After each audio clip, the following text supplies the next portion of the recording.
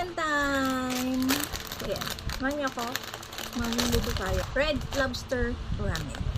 Gagamitin natin itong aking 3-4. Ayan. Electric shock. So, dito natin siya lulutuin. So, open na natin.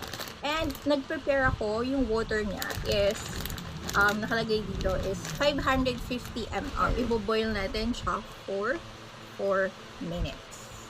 Okay, so, andito na yung noodles. Yung ating noodles. Isunod na natin.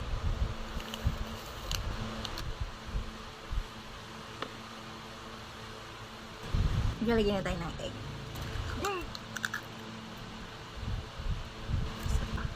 Isa pa. Ayan. Pa natin. Mukul pa.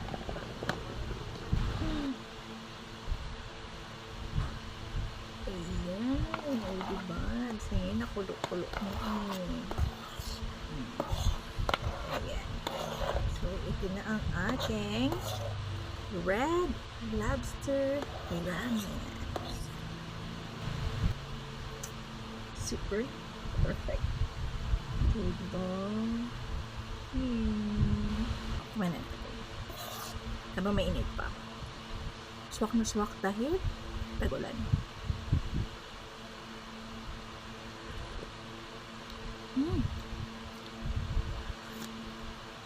Sarap. Lasang-lasa ng lobster. Kung mahilig ka sa seafood, magugustuhan mo ito.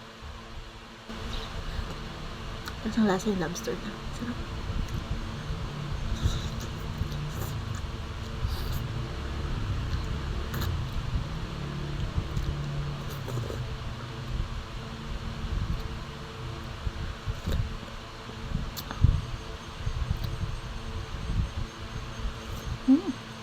Tingin mo na sa Korea ko.